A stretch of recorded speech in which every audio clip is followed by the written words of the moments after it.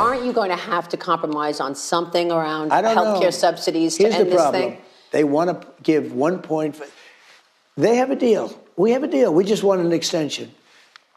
And the reason we want an extension is because you can't make a deal with these people. They're lunatics. They've gone crazy. They're crazed people.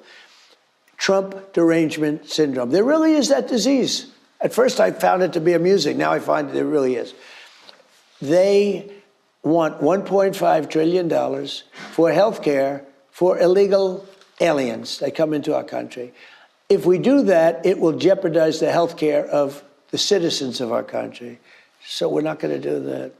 And on China, you've got a lot of economic levers to pull. You've got all those Chinese companies trading on our exchanges. I have a lot to pull. I don't want to. I'm not looking to destroy China. I'm not looking to destroy China.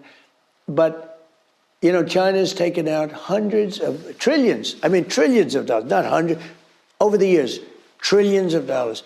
China has built their military because of us. China has taken out trillions and trillions of dollars.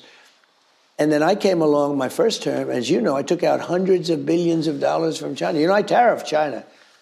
And Biden left them, except he made so many exceptions, it didn't matter. But I tariffed China. I took in hundreds of billions of dollars from China.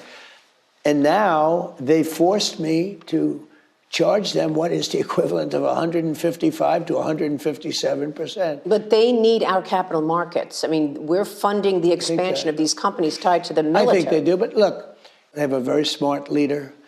And I think we have a leader that wants to make a deal, because I think that's smart, and he's smart. So we'll see what happens. You know, I'm meeting with him in 2 weeks. We're going to see what happens. Final question on the surveillance that has gone on. I mean, we've got reports that Congress collected 30 million lines of phone data during the January 6th investigation. They tapped the phones of 8 sitting lawmakers. What can you do to prevent this kind of surveillance? And how high up the chain did this go? I think it went right up to the top. And I think it started with Obama, with Comey going up and giving me a briefing in 2016, 2015, the end of 2015 and 2016.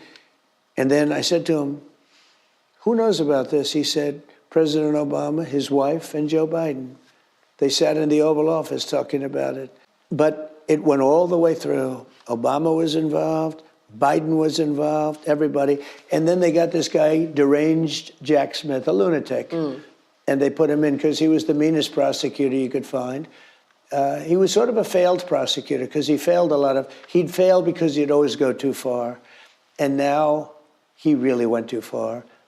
And we'll see. But you had 8 senators and I guess a couple of congressmen and some other people.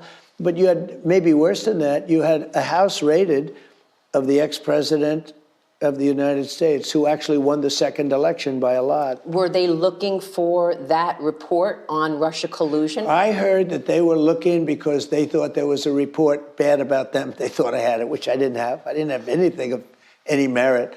But they were looking, and I also had the Presidential Records Act. You know, I had the right to have all this stuff. I had the right to have it. Only the president has that right. The vice president doesn't have that right, but the president does. But they were looking for they thought I had bad things on them because they knew how bad they were. So was it a conspiracy? If they weren't bad, they wouldn't have known that. Do you expect there will be charges that there was a conspiracy against you? I don't know about charges. You know, I'm allowed to be involved in this. I'm the chief law enforcement officer of the United States. You know that, right? A lot of people say, oh, he's the president. He should. No, I'm the chief law enforcement. I'm allowed to be involved in it, but I haven't chosen to. I think Pam is doing a very good job. I think Cash is really coming onto his own. It's a field that he's very good at. I think they have some people that are very good. We're going to see what happens. And again, I didn't know it was happening, but I see John Bolton just got indicted. That's a good thing. He's a bad guy. I don't know what he did, but he's a bad guy. Stupid kind of a guy, actually, you know. He helped me, though, I must say. When I brought him into a room and I was negotiating like with Putin or this one or Kim Jong-un or whoever, when they saw Bolton, they gave me everything. You know why? Because they thought it meant war, because he was crazy. All he wanted to do is drop bombs on people. He's one of the people that convinced Bush to go into the Middle East. And I understand why. The guy was just sort of, I thought he was a crazy person. when in doubt, drop bombs on everybody. When in doubt, kill people. But having him stand, he never talked much. He almost never talked, come to think of it. But having him stand there with a big mustache, these people that I was fighting, they looked at him and they said, oh man, let's give up to Trump because this guy's crazy. Bolton is crazy and we'll end up in a war. I won so much stuff. But despite that, he was a bad guy. I don't know what he did. It must be pretty severe. But whatever it is, let the courts decide. And all of these indictments caused Obama the other day on a podcast to say that right now democracy is being threatened. Yeah, I know. He says that all the time. He's the one that threatened it by spying on my campaign. He started it. Obama spied on my campaign.